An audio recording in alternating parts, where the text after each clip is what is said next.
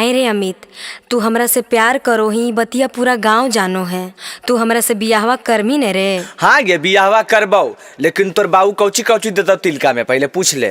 तिलक? अरे जब प्यार करो ही तो तिलका कौची के रे? आओ कौची कौची देताऊ? एगो साइकिल देताऊ, एगो घड़ी देताऊ, एगो रेडियो देताऊ, आओ की? और ज्यादा बोलबे त एगो भैंसियो देताऊ, भैंसिया के साथे कड़रुओ दे देताऊ। बहिन के रेडियो घड़ी साइकिल भैंस के बच्चा पर बियाह बोल गे।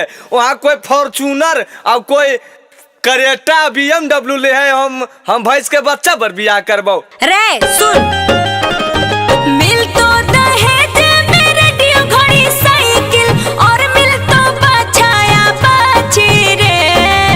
बाछा या बाछी के दिन है रेडियो साइकिल के।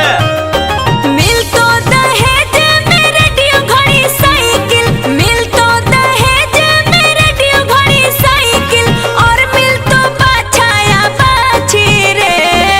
आगे नहीं करबो बियाह। काहे रे की होलौ? सुन, तब करबो तोरा से बियाह बागे छौड़ी बापू देतौ जब गाड़ी अपाची गे।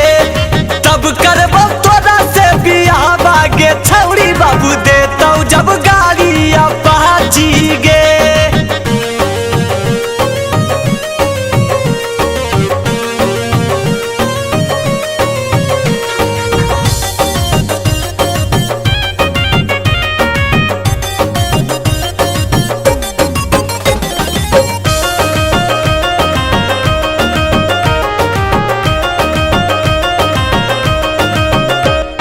बाबूजी से दिलवाई देबो हमें दूगो ढेनुमा भैंसिया रे।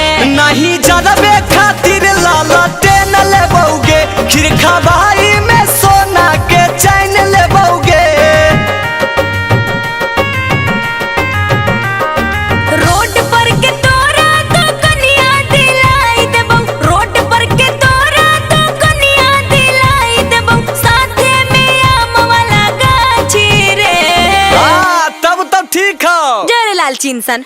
आगे तब करबो तोरा से बियाह बागे छौड़ी बापू देतौ जब गाड़ी अपाची गे। तब करबो तोरा से बियाह बागे छौड़ी बापू देतौ जब गाड़ी अपाची गे।